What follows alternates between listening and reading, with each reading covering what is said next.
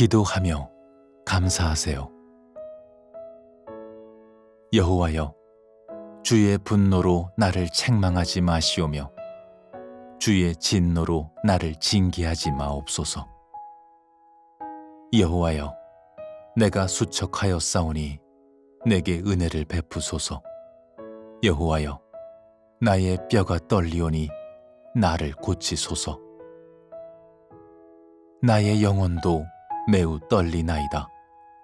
여호와여, 어느 때까지니이까? 여호와여, 돌아와 나의 영혼을 건지시며 주의 사랑으로 나를 구원하소서. 사망 중에서는 주를 기억하시는 일이 없사오니 스올에서 주께 감사할 자 누구리이까? 내가 탄식함으로 피곤하여 밤마다 눈물로 내 침상을 띄우며 내 요를 적시나이다. 시편 6편 1절로 6절. 인천 제2교회 이건영 원로 목사. 하나님은 기도 중 흘리는 눈물을 귀하게 보십니다. 슬픔, 고난, 외로움, 그리고 각종 정신적 혹은 육체적 아픔과 그 후유증은 이제는 현대인의 일상이 되고 말았습니다. 그래서 2024년 기준 국민 10명 중 7명 정도가 지난 1년간 큰 스트레스를 받았고 불면증 혹은 우울증, 심지어 분노 조절 실패, 대인 기피증 및 공황장애 증세를 느끼는 등 정신건강에 크고 작은 문제가 있었다는 조사 결과가 나왔습니다. 성도님은 어떠신지요? 그 결과 이런 힘든 사회와 가정의 현실을 이제는 체념 속에 그냥 받아들여야 하는 것 아닌가 하는 착각이 들 정도로 판단이 흐려지고 있습니다. 반대로 그래도 난 다른 사람들과 달라. 교회에 다니는 나는 기필코 이 힘든 현실을 이겨낼 거야 라는 마음을 품기도 합니다. 그래서 슬픔과 고난을 이겨낸 후 자신이 승리한 모습을 주위 사람들에게 자랑스럽게 보여줄 것을 다짐하기도 합니다. 그러나 결국 그 아픔을 이겨내지 못해 끊었던 술이나 담배 혹은 도박에 다시 손을 대거나 자신이 감당해야 하는 삶을 회피, 포기하는 선택을 하기도 합니다. 때로는 지나친 기호 및 취미생활에 빠져 가족 혹은 교인들 간의 기본적인 교제와 신뢰를 스스로 무너뜨리기도 합니다. 그 결과 우리는 점점 극단의 개인주의적 생각과 판단에 사로잡히게 되었습니다. 그래서 사랑하는 가족이나 가까운 친구가 곁에서 아무리 맞는 말, 옳은 말을 해도 극도로 듣기 싫어합니다. 오직 나만 옳다고 생각하게 되면서 감정 표현이 격해지고 자주 소리를 지르게 됩니다. 반대로 겉으로는 화를 내지는 않더라도 얼굴 표정에는 그대로 드러나며 분위기를 무겁게 만들기도 합니다. 그런 나의 모습이 보기 좋지 않았는지 가정이나 사회, 심지어 교회에서도 나에게 꼭 필요한 조언을 건네는 분들이 계십니다. 요즘은 바른 말을 했다가 오히려 손해를 보거나 상처를 입는 세상이 되어버렸습니다. 누군가에게 진실한 충고를 했다가 되려 미움을 받거나 공격을 당하는 일이 낯설지 않은 현실입니다.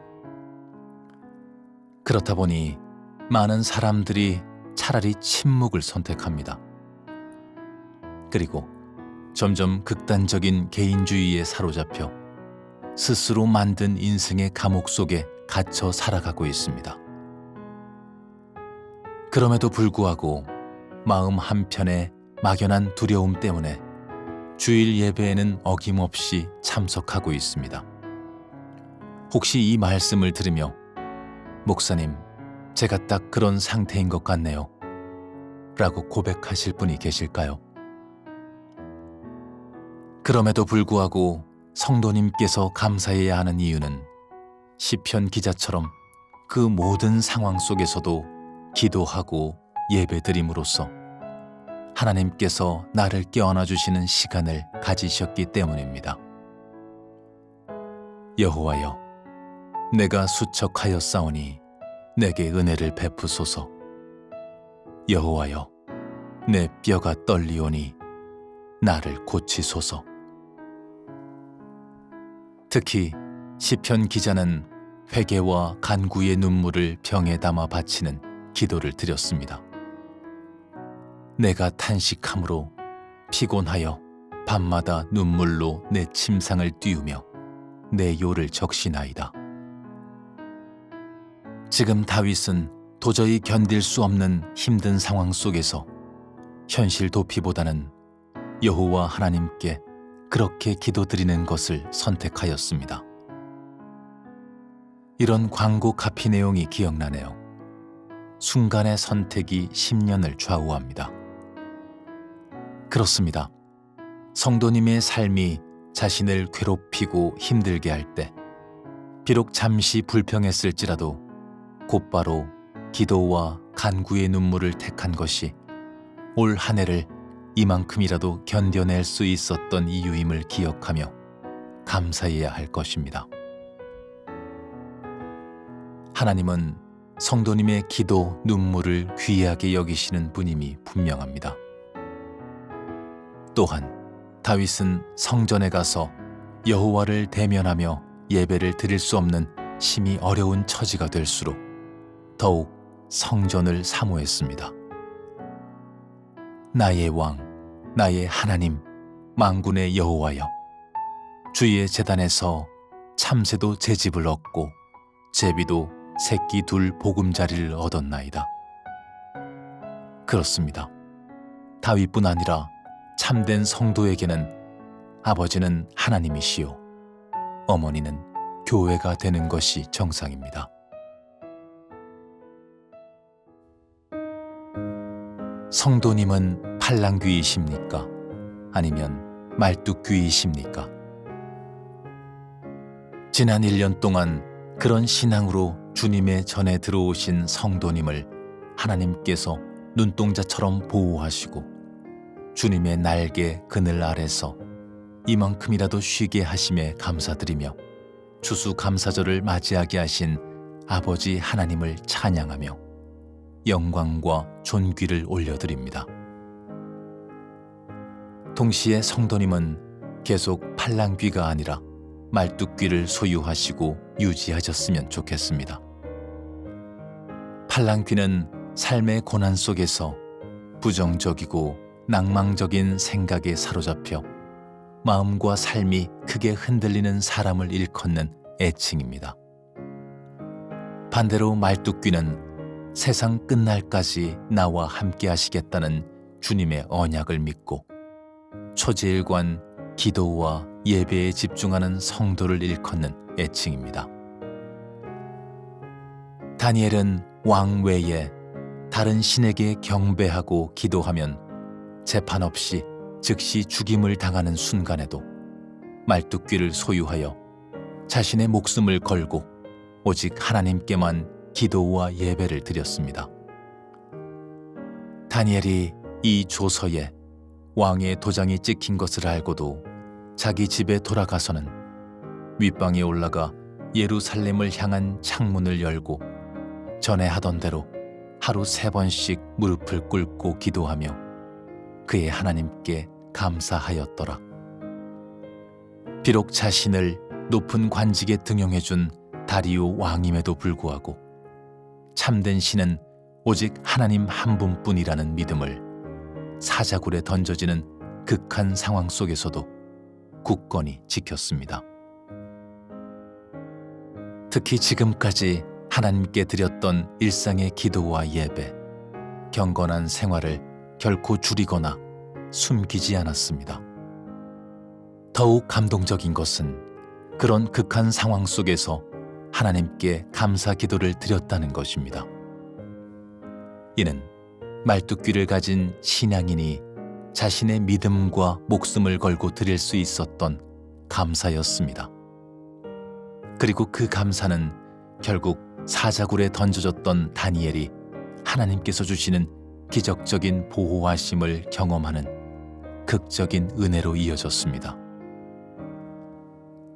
다니엘의 기도는 영적 투쟁이었지만 그 기도 후 드린 감사는 승리 환호성을 터뜨리게 한 기폭제가 되었습니다. 성도님께서 한 해를 돌이켜보며 그래도 감사한 것은 올 한 해 성령님의 인도하심으로 팔랑귀였던 때가 적고 말뚝귀였던 때가 더 많았다는 것입니다. 그러나 혹시 자신이 늘 팔랑귀였다고 느끼시는 성도님이 계시면 이 감사절기 동안 회개 기도를 하시고 회개의 열매를 맺으시기를 바랍니다. 그렇게 하여 마침내 자신을 용서하시고 점점 마음과 삶을 회복의 길로 인도하시는 하나님 아버지를 맞이하는 평안한 겨울이 되시기를 진심으로 소망합니다. 물론 시편 기자 혹은 다니엘이 그렇게 하나님께 기도하고 감사하며 예배를 소중히 여겼다고 해서 반드시 응답과 간증을 쟁취한 것은 결코 아닙니다. 다니엘 또는 성도님 모두 그저 기도하고 감사드릴 뿐입니다. 거기까지입니다. 다니엘과 성도님을 위해 응답과 간증을 주신 분은 오직 아버지 하나님이십니다. 즉 성도님은 기도하고 감사할 의무가 있고 아버지 하나님은 자신의 때에 응답할 능력과 권능이 있습니다.